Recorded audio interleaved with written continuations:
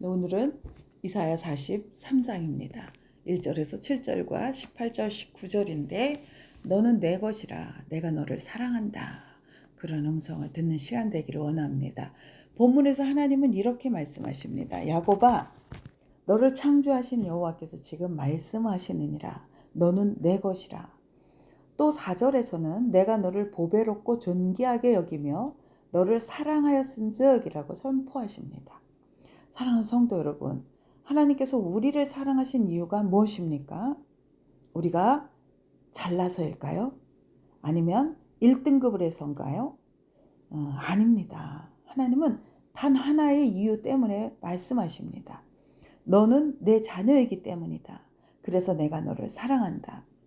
세상은요, 조건이 있어야 사랑합니다. 돈이 있으면 또는 잘나면 성취하면 그제야 인정을 하죠.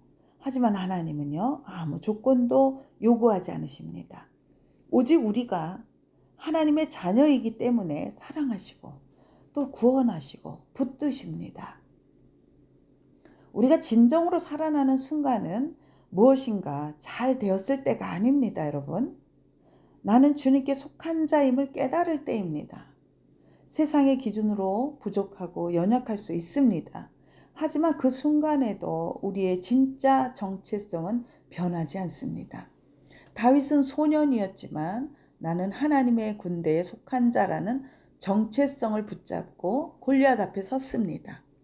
바울은요, 감옥에 갇혀도 나는 그리스도의 종이라는 정체성 때문에 찬송했습니다. 성도 여러분, 우리가 누구인지 알기 시작할 때 죽은 영혼은 살아나고 낙심한 마음은 힘을 얻습니다. 그리고 회복됨을 믿으시기를 주님의 이름으로 축복합니다.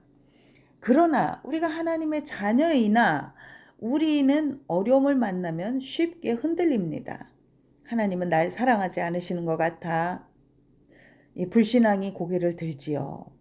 하나님의 역사는 가로막힙니다. 그래서 우리는 불신앙과 피 흘리기까지 싸워야 합니다. 이 불신앙이요, 하나님을 일하지 못하게 하십니다. 예수님도요, 본인이 태어나셨던 그 동네에서는 역사하지 못하셨어요.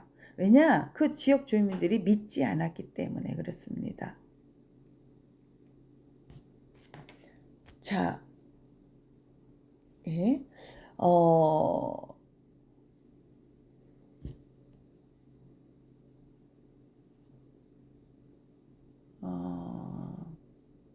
그래서 우리는 불신앙과 피 흘리기까지 싸워야 합니다.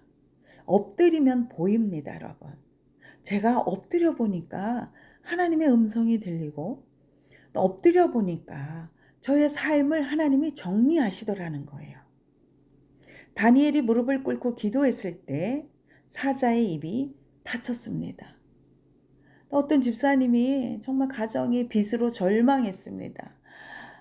빚뿐만 아니라 뭐 우울증으로 그냥 가정이 정말 망가졌다라고 생각할 정도의 그러한 집사님이 성전에 가서 엎드려서 주님, 제 힘으로는 안 됩니다. 그렇게 기도했어요. 근데 상황은 하루아침에 바뀌지 않았지만 마음의 평강이 임했고 문제는 더 이상 문제가 되지 않았습니다. 그 이후에 하나님께서는 하나하나 길을 여셨어요. 겸손히 엎드릴 때 우리는 깨닫습니다. 문제를 없애주는 것이 아니라 문제를 문제되지 않게 하시는 하나님이 우리 안에 역사하신다는 것을요. 하나님은요, 보라, 내가 새 일을 행하리니 이제 나타낼 것이라 하셨어요. 우리가 주님의 자녀임을 붙잡을 때, 정체성을 붙잡을 때 새 일을 행하십니다. 하나님은 우리를 통해 새로운 일을 이루십니다. 그때 우리는 더 강력하게 하나님의 자녀로 붙들림 받고 쓰임 받게 되는 것입니다. 내가 무엇을 할 수 있느냐가 아니라 내가 누구에게 속하느냐가 능력의 근거가 됩니다. 사랑하는 성도 여러분, 정체성을 잊지 마십시오. 나는 하나님의 자녀, 나는 주의 것. 이 고백이 살아날 때 하나님은 우리를 통해 새 일을 시작하십니다. 저희 손녀딸이요, 7살 때 부활하신 예수님을 그렸어요. 설명해 주지 않으면 아무도 못 알아봅니다. 다른 사람 눈에는 뭐 형편없는 그림이었지만 제 눈에는 얼마나 귀한지, 지금 초등학교 2학년인데 제 화장대에 몇 년을 지금 올려놓았어. 꽃과 함께 올려놓았습니다. 내 아이의 작품이 가장 멋진 것입니다. 마찬가지로 우리의 삶이 세상 눈에는 부족하고 서툴러 보여도 하나님은 말씀하십니다. 너는 내 자녀다. 그래서 내가 너를 존귀하게 여긴다. 아니, 하나님이 존귀하게 여기신다는데. 이사야 43장은 하나님의 사랑의 선언문입니다. 너는 내 것이라. 내가 너를 사랑한다. 내 영광을 위하여 너를 창조했다. 여러분, 이 말씀이 들려야 됩니다. 그러므로 원망과 불평으로 흔들리지 말고 믿음으로 겸손히 엎드립시다. 정체성을 붙잡는 순간 하나님은 문제되지 않게 하시고 우리를 통해서 새 일을 행하십니다. 오늘 제가 이 말씀을 준비하면서 사진을 한 장 올렸는데 큰 고목나무가 베어져 있어요. 죽었어요. 고목나무가 죽었습니다.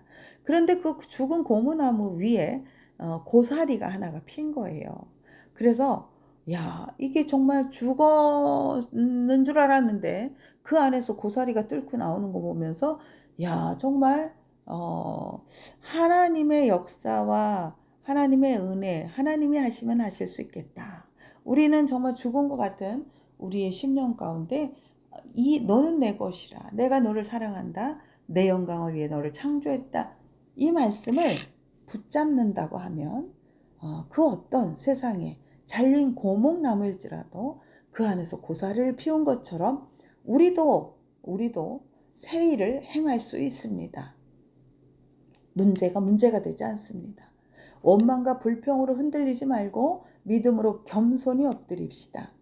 정체성을 붙잡는 순간 하나님의 문제를 문제되지 않게 하시고 하나님은 우리의 문제가 되지 않게 하시고 우리를 통해 새 일을 행하신다는 겁니다. 오늘 말씀을 듣는 모든 성도들의 가정과 삶이 나는 주님의 자녀라는 정체성 위에 세워져 하나님의 새 일을 경험하는 복된 삶이 되시기를 주님의 이름으로 축원합니다. 기도하겠습니다. 사랑의 하나님 아버지, 우리를 조건 없이 사랑하시고 너는 내 것이라고 말씀하시니 참으로 감사합니다. 우리가 잘나서가 아니라 주님의 자녀이기에 구원하시고 붙드심을 찬양합니다. 주님, 우리는 자주 비교하며 낙심하고 불신앙에 흔들립니다. 그러나 엎드려 기도할 때 주님이 일하심을 보게 하옵소서. 문제를 문제되지 않게 하시는 하나님의 능력을 경험하게 하옵소서. 우리의 정체성을 회복시켜 주시고 나는 주님의 자녀임을 굳게 붙잡게 하시고 이 믿음으로 새 일을 이루시는 도구가 되게 하옵소서. 병드는 자는 치료받고 자녀들은 주님 안에서 믿음으로 서게 하여 주옵소서. 우리 가정과 교회가 하나님의 소유라는 확신 위에 굳건히 서서 영광의 통로가 되게 하옵소서. 예수님의 이름으로 기도 올려옵나이다. 아멘. 아멘. 감사합니다. 모든 성도 여러분, 주님의 이름으로 사랑하고 축복합니다.